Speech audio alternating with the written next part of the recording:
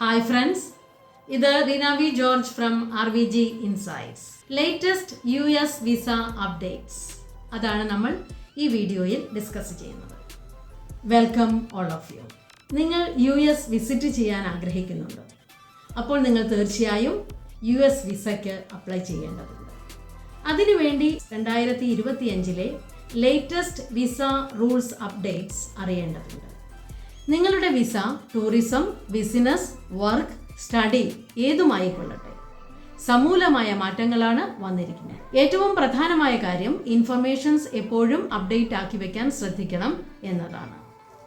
എന്തൊക്കെയാണ് latest updates എന്ന് നോക്കാം. അതോടൊപ്പം മോർ അപ്ഡേറ്റ്സിനായി RVG ഇൻസൈറ്റ്സ് സബ്സ്ക്രൈബ് ചെയ്യാൻ മറക്കാതിരിക്കുക എന്നുകൂടി ഓർപ്പിക്കുന്നു. ഒന്നാമത്തെ മാറ്റം, visa integrity fee for all types of non immigrant visa.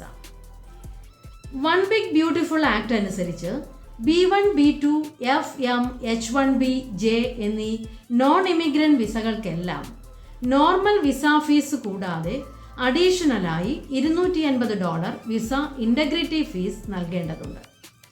അതായത് visiting or tourism visa, work visa, student visa എന്നിവയ്ക്കെല്ലാം ഈ ഫീസ് ബാധകമായിരിക്കും. Visa integrity fee visa issue ചെയ്യുന്ന സമയത്താണ് കളക്ട് ചെയ്യപ്പെടുന്നത്.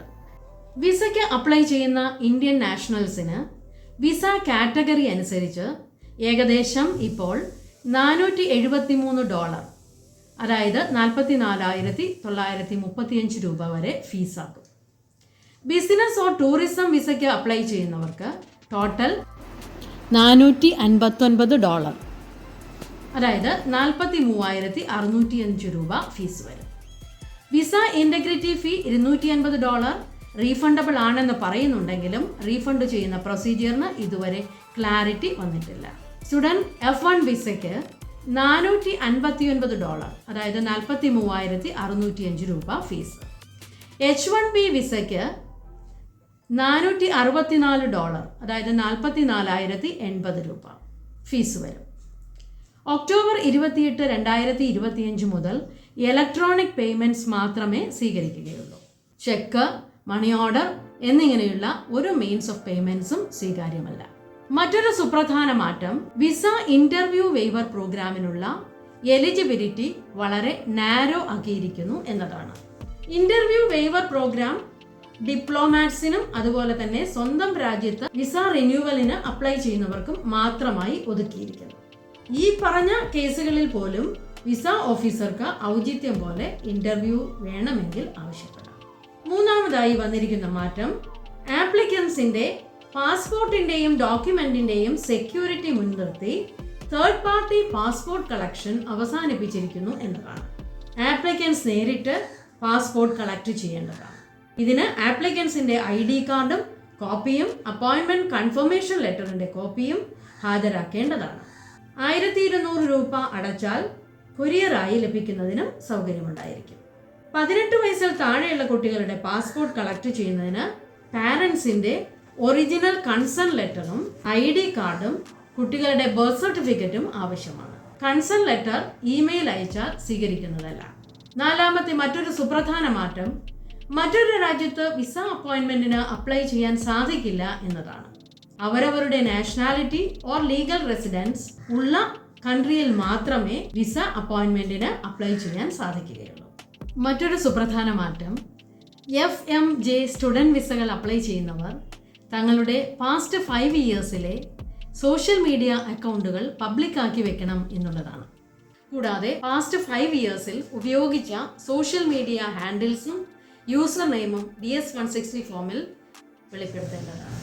അതുപോലെ തന്നെ public post, comments, likes, affiliations to certain online groups എന്നിവയെല്ലാം പരിശോധിക്കപ്പെടും.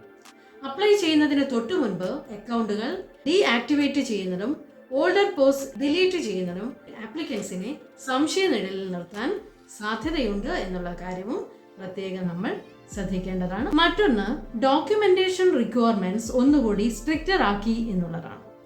വിസ ഇന്റർവ്യൂവിന് 72 അവേഴ്സിന് മുൻപ് എല്ലാ സപ്പോർട്ടിംഗ് ഡോക്യുമെന്റ്സും ഡിജിറ്റലി അപ്ലോഡ് ചെയ്യണം. പിന്നീട് അതിൽ മാറ്റം വരുത്താൻ പാടില്ല. എല്ലാ ടൈപ്പ് വിസക്കാരും 2 വർഷത്തെ ട്രാവൽ ഹിസ്റ്ററി ആപ്ലിക്കേഷൻ ഫോമിൽ കാണിക്കേണ്ടതാണ്. മറ്റൊരു മാറ്റം, വിസ ഇൻ്റർവ്യൂവിന് അപ്പോയിൻമെൻറ്റ് റീഷെഡ്യൂൾ ചെയ്യുന്നത് ഒരു പ്രാവശ്യം മാത്രം. പിന്നീട് റീഷെഡ്യൂൾ ചെയ്യുന്നതിന് എക്സ്ട്രാ ഫീസ് അടയ്ക്കേണ്ടതാണ്.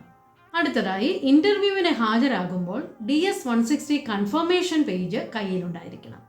കറക്ഷൻ ഉണ്ടെങ്കിൽ ഒറിജിനലും പുതിയ കൺഫർമേഷൻ പേജും ഹാജരാക്കേണ്ടതാണ്. ഇതിന് സാധിക്കില്ലെങ്കിൽ അപ്പോയിൻമെൻറ്റ് ക്യാൻസൽ ചെയ്ത് കറക്റ്റഡ് DS-160 ഉപയോഗിച്ച് അപ്പോയിൻമെൻറ്റ് റീഷെഡ്യൂൾ ചെയ്യേണ്ടതാണ്. അടുത്ത മാറ്റം, മാരേജ് ബേസ്ഡ് വിസ ആപ്ലിക്കൻസിന് കൂടുതൽ സ്ട്രിക്റ്റ് ആയ ഡോക്യുമെൻറ്റേഷനും വെരിഫിക്കേഷനും ഉണ്ടാകും എന്നതാണ്. അടുത്തതായി, ഹൈ ഓവർസ്റ്റേ റേറ്റ് ഉള്ള ചില രാജ്യങ്ങൾക്ക് $5,000 മുതൽ $15,000 വരെ വിസ ബോണ്ട് ഏർപ്പെടുത്തിയിരിക്കുന്നു. ഇന്ത്യ ഇതിൽ ഇപ്പോൾ ഉൾപ്പെട്ടിട്ടില്ല. അടുത്തത്, DS-160 ഫോം റിവൈസ് ചെയ്തിട്ടുണ്ട് എന്നതാണ്. കൂടാതെ മുൻപ് DS-160 ഫോം സബ്മിറ്റ് ചെയ്യുന്നതിന് മുൻപ് അപ്പോയിൻമെൻറ്റ് ഷെഡ്യൂൾ ചെയ്യാമായിരുന്നു. പക്ഷേ അപ്ഡേറ്റഡ് പോളിസി പ്രകാരം അപ്പോയിൻമെൻറ്റ് ഷെഡ്യൂൾ ചെയ്യുന്നതിന് മുൻപ് തന്നെ കറക്റ്റും കംപ്ലീറ്റുമായ DS-160 ഫോം അപ്ലോഡ് ചെയ്യണം എന്നതാണ്. ഇൻ്റർവ്യൂവിന് മുൻപായി സബ്മിറ്റ് ചെയ്ത DS-160 ഫോം കംപ്ലീറ്റും കറക്റ്റുമാണെന്നും DS-160 ഫോമിലുള്ള ബാർകോഡ് നമ്പർ തന്നെയാണ് അപ്പോയിൻമെൻറ്റ് ഷെഡ്യൂൾ ചെയ്യാൻ ഉപയോഗിച്ചിട്ടുള്ളത് എന്നും വെരിഫൈ ചെയ്ത് ഉറപ്പിക്കേണ്ടതുണ്ട്. ഇത് മാച്ച് ചെയ്യുന്നില്ല എങ്കിൽ മാച്ചിങ് ബാർകോഡ് ഉപയോഗിച്ച് ustraveldocs.com-ിലൂടെ ഇൻ്റർവ്യൂ റീഷെഡ്യൂൾ ചെയ്യണം. നിങ്ങളുടെ വിസ ആപ്ലിക്കേഷൻ പ്രൊസീജിയർ കുറ്റമറ്റതാകാൻ ലേറ്റസ്റ്റ് അപ്ഡേറ്റ്സ് അറിയേണ്ടതുണ്ട്. അതിനുവേണ്ടി ഒഫീഷ്യൽ വെബ്സൈറ്റായ USCIS വെബ്സൈറ്റ്, അതായത് US citizenship and immigration services സന്ദർശിക്കേണ്ടതാണ്. Wish you a happy journey. More അപ്ഡേറ്റ്സിനായി RVG ഇൻസൈറ്റ്സ് സബ്സ്ക്രൈബ് ചെയ്യാൻ മറക്കാതിരിക്കുക. Thank you for watching. മറ്റൊരു വീഡിയോയുമായി വീണ്ടും കാണുന്നതുവരെ ബൈ.